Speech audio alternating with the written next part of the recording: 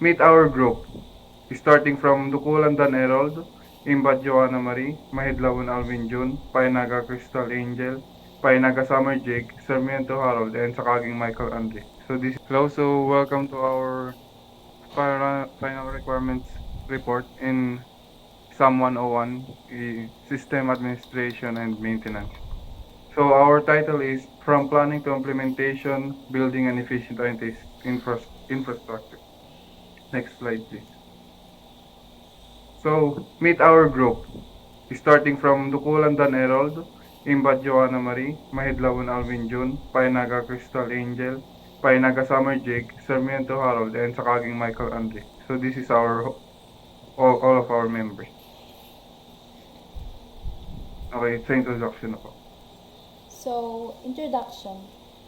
Building an efficient IT infrastructure is critical for organizations to support their operations, enhance productivity, and remain competitive in the digital era. The purpose of this is project titled From Planning to Implementation, Building an Efficient IT Infrastructure is to design and implement a robust, scalable, and secure IT environment that meets organizational needs. This project focuses on analyzing requirements, selecting appropriate technologies, and deploying an infrastructure that ensures operational efficiency, reliability, and future scalability. So, for our scope, the project scope defines the boundaries, deliver, deliverables, and objectives of the IT infrastructure initiative.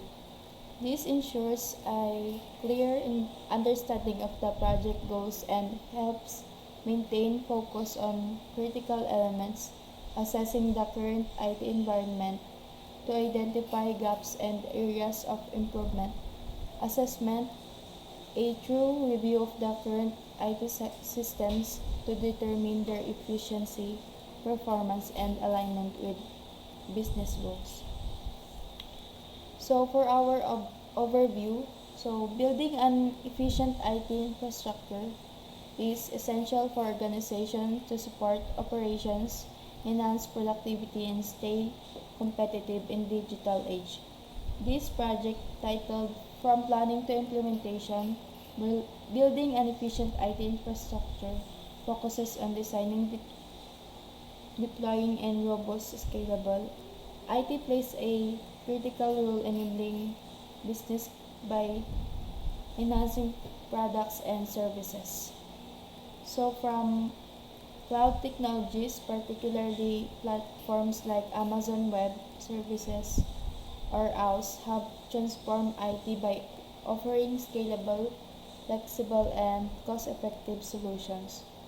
So this study explores automating IT infrastructure development on OWS, focusing on creating a software solution that simplifies and enhances infrastructure and building and management processes. The goal is to leverage automation to improve operational efficiency, reduce costs, and support future scalability.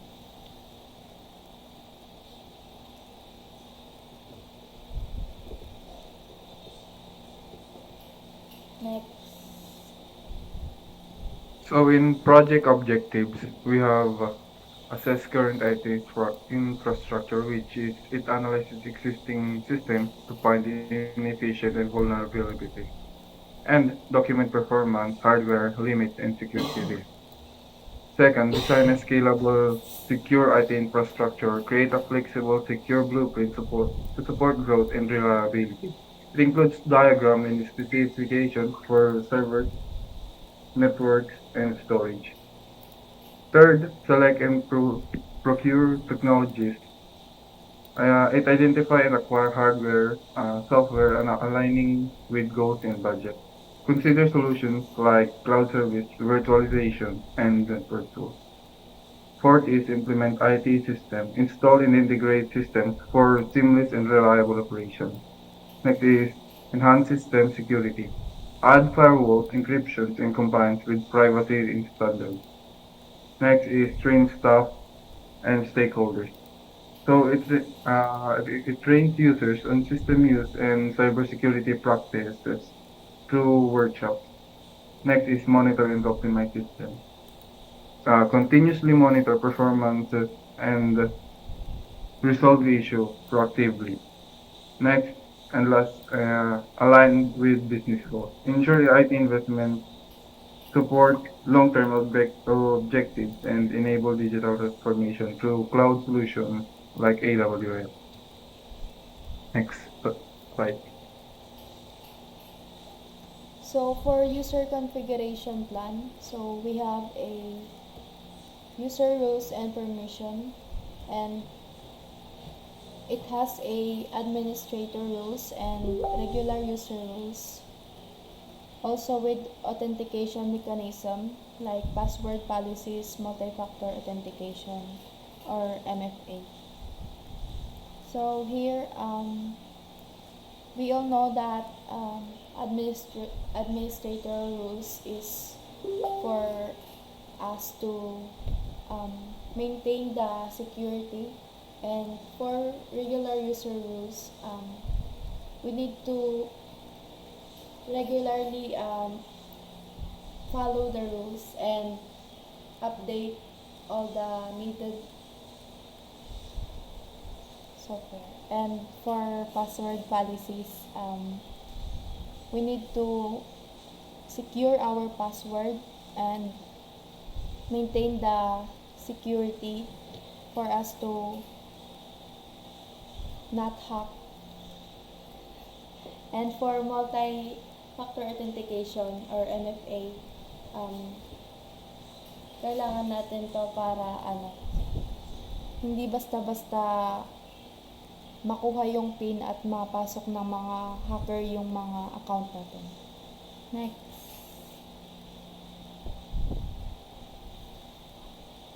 So next is step for user account creation. So we have the process for adding users. So first is request for account. So request for account. So like a formal request like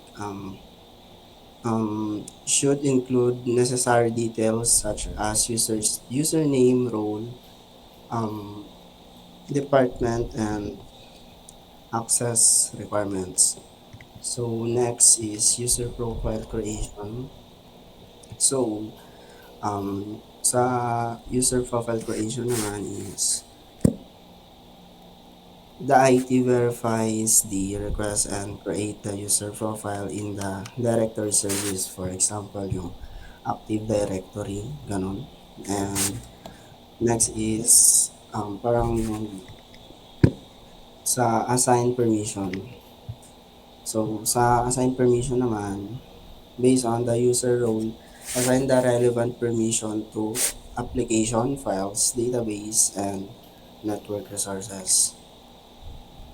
Next is the authentication setup. So, authentication setup, this is the MFA, ganon. So, if MFA is required, the user must set up MFA using authentication app or pwede na rin yung biometrics. So, consider na rin yung nasa multi-factor authentication. And last is yung notify user. So, after mo makapag um, request ng account, so, ino-notif ka ng admin. Ayan. Next. So, process for modifying users. So, first step, done pa rin, request for modification. So, after makapag-request, doon naman tayo sa verified changes. So, IT reviews the request and verifies the changes before updating the user profile. So, this can include changes in the access level, so department shifts or role changes. And next is yung updated or update permissions. So, it means modify system access based on the new role or department. So ensures permission are updated in timely manner to avoid unauthorized access. So last is gawin ulit is notify user after ma-update yung kanyang um, account. Yun. So next is yung process for deleting users. So yun. So dito naman, so need mo rin mag-request for deletion ng account. So a formal request should be submitted to IT or often initiated by HR or the department manager. So after makapag-submit ng request for deletion, so puproceed tayo sa account review. So IT review the user's access to ensure that critical system or data will be compromised by deletion. So this include ensures that the users no longer has access to sensitive system or data. And kulang po. So after ng account review, so dito tayo sa permanent deletion. So once the user's data is achieved or transferred, so permanently delete by user account from all system, ensuring all access right are revoked. So yun. So after ma-delete, so last step is yung notify the stakeholders. So notify the relevant team like HR, mga admins naman once account has been successfully deleted. So next.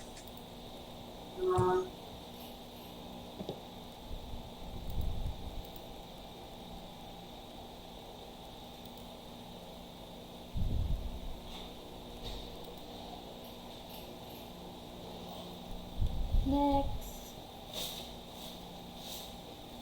Network plan. Planning na yung goal mo in your project and design that you want to choose and procurement, purchase resources and installation, set up servers and configuration. Also configure for your performance of your planning in network and testing for reliability or loading handling, deployment, implement the infrastructure and maintenance also, to update your network and ongoing monitoring is troubleshooting improvements and continuous testing monitoring. Next po. And for this makita. And for this IP addressing, for these figures is we have assignment method. It can manually configure by the administration, and use case is device that require permanent or fixed IP, and also the scalability is less scalable due to manual configure and IP configuration consumption, and for this network maintenance is required more manual intervention and record keeping. And for this security, easier to secure with known fixed IPs. And for costs, may require more resources, especially with IPv4 address limitations. And for this, reliability is more reliable for critical services. Next po.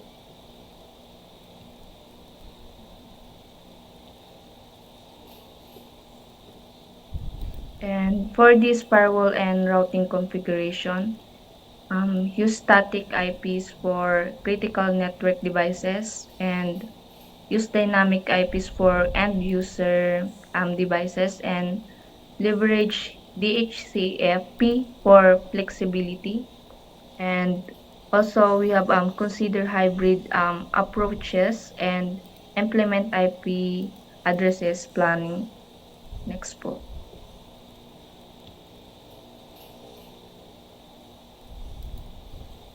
Firewall setup and maintenance guidelines. For setup, assist network needs and define security zones, and also create policies and use stateful inspection, network address translation, and enable logging. And for maintenance is you can update rules and monitor and test and conduct audits. Next po. Routing setup and maintenance guidelines. And for setup of routing is understand network topology, and also you can choose routing protocols, and you can configure routing tables and also implement redundancy. And for maintenance of routing is monitor performance, and also you can test configurations and um, backup configurations. Next po. And for the testing is the tools is pinging trace route, and also NetFlow and SFlow, and also we have network performance monitor and IPburp, and also Wireshark. And for the methods is baseline performance testing, load in and stress testing, and latency and throughput testing, and packet loss and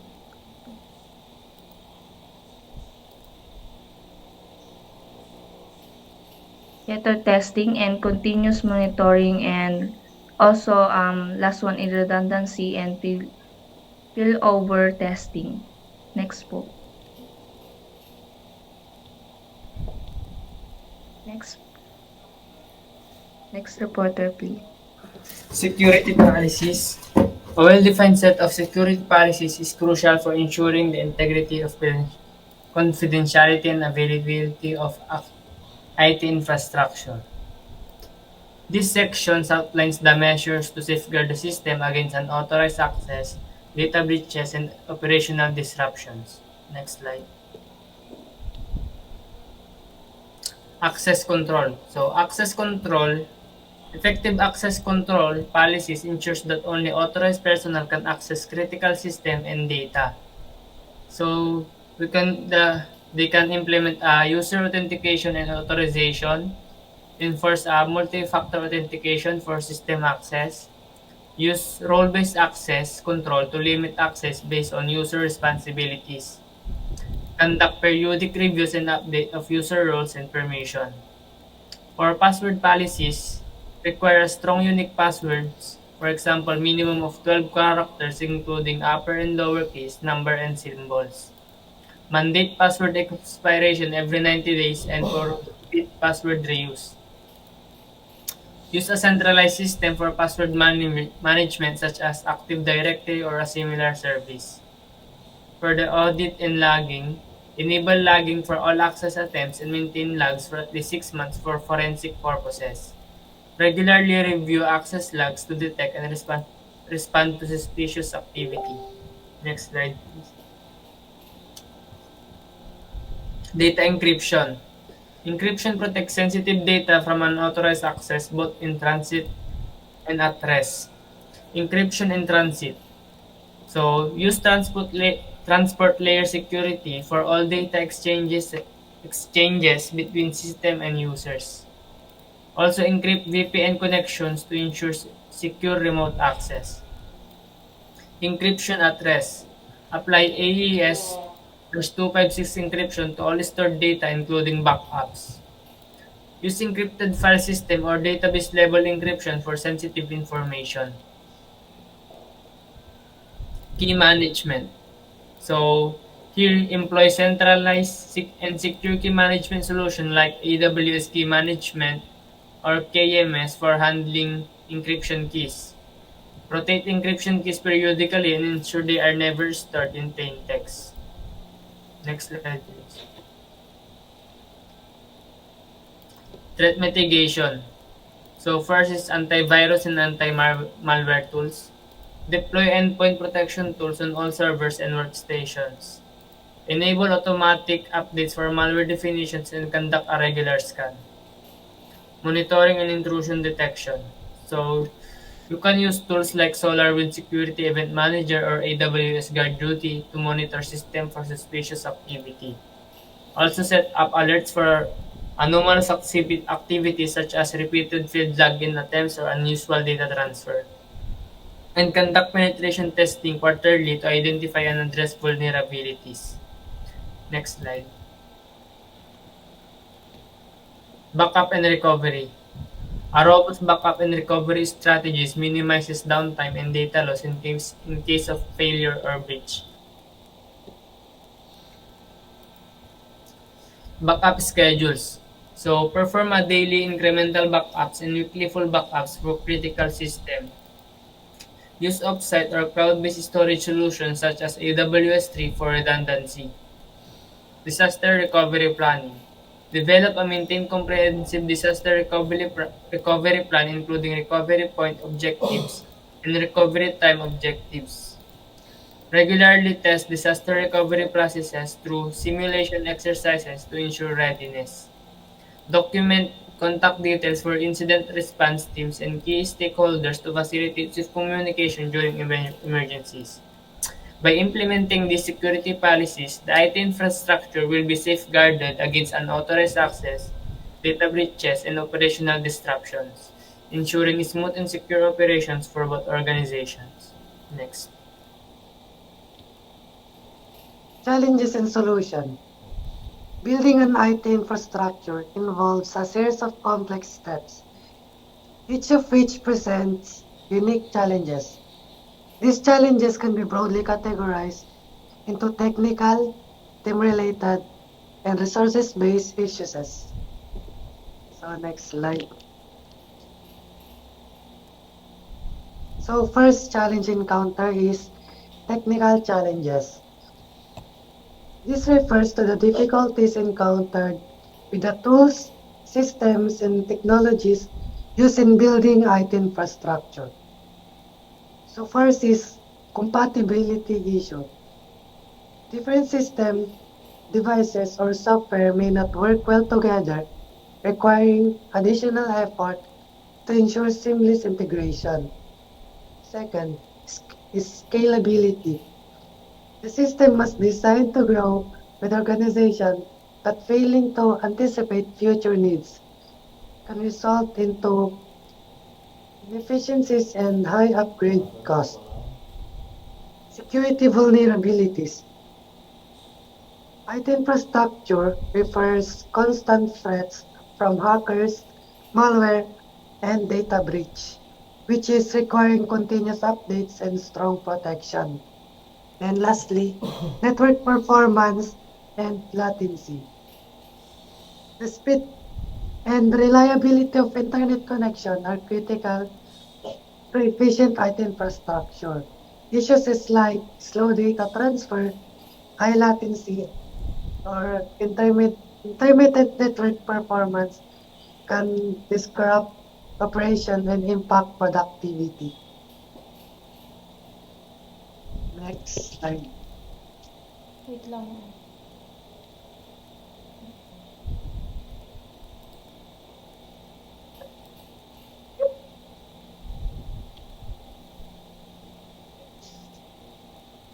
Second challenge encountered, which is team-related challenges. These challenges stem for the people involved in the project, a lack of expertise. So first is lack of expertise, insufficient technical knowledge within the team can lead to delay and errors during implementation. Second Poor communication. Miscommunication or unclear instruction can cause misunderstanding, leading to inefficient workflows. So third is resource allocation conflicts. Competing priorities among departments can lead to delays and resources shortage affecting progress. So next slide. So last challenge encountered, which is resources-based challenges.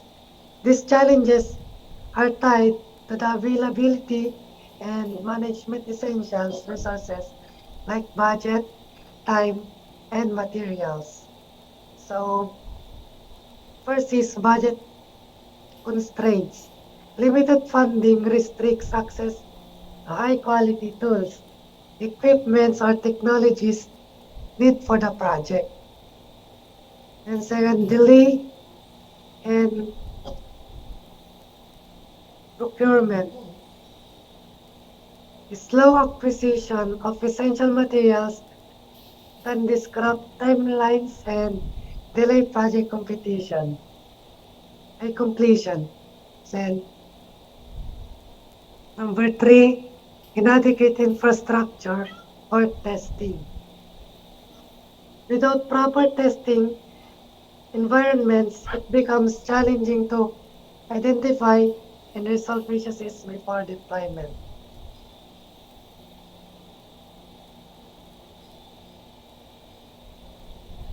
So next slide.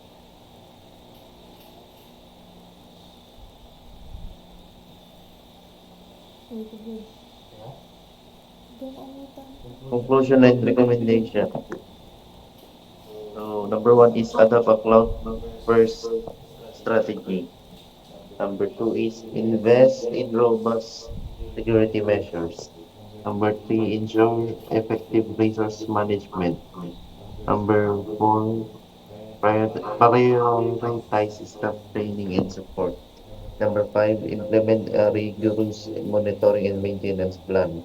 Number six, we develop a disaster recovery and business continuity plan. And last is maintain budget control and flexibility. Next slide. So, solutions implemented. Technical challenges. Compatibility issues. So, dito naman is pag hindi compatible yung ah, dalawang bagay, yun, hindi siya, parang hindi siya pwede. Ganun. Scalability is, yun, scalability. And number three, security vulnerabilities. Ito naman is pag may na yung security ng account mo, madali siyang ma-hack. And last is network performance on latency. Ito yung yung performance ng network. So next slide.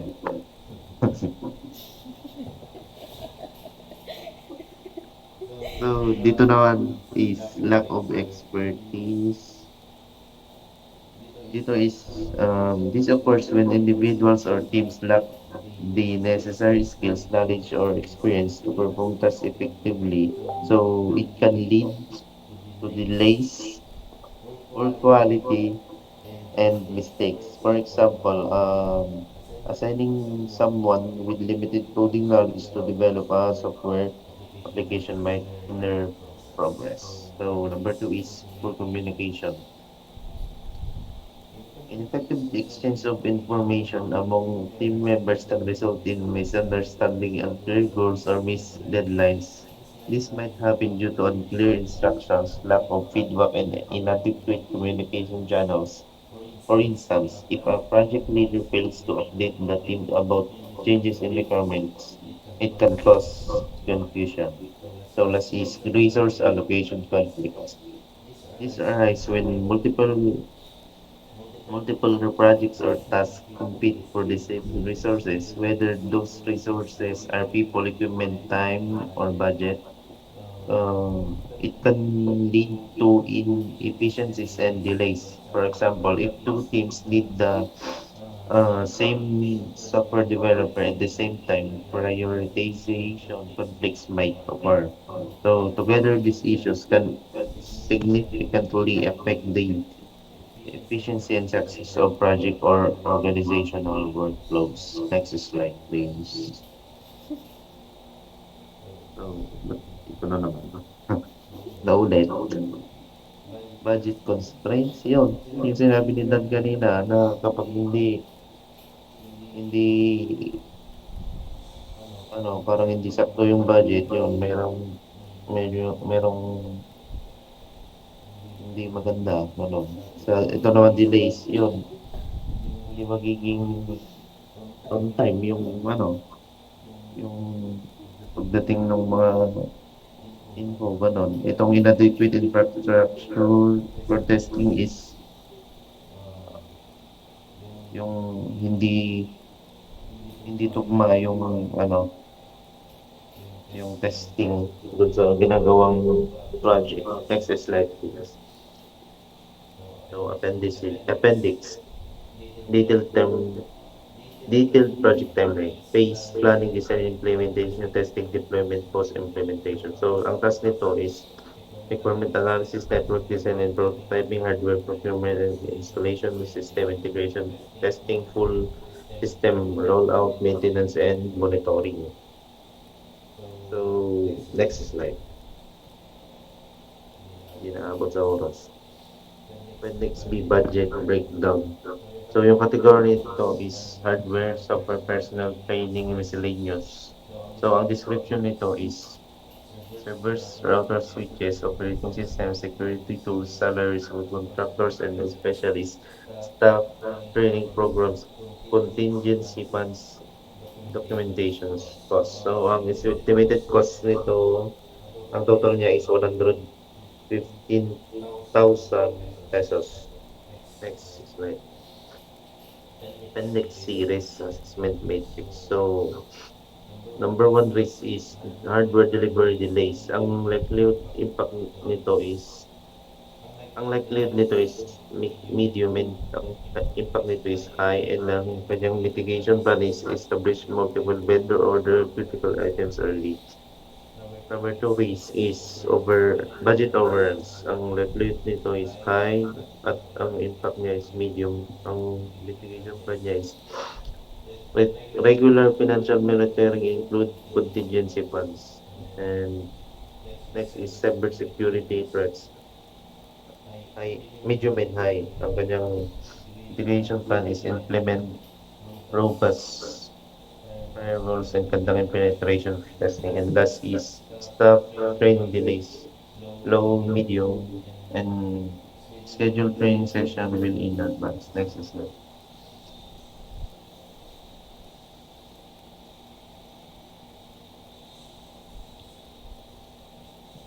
Hindi mabasa. Appendix D, survey template for staff feedback.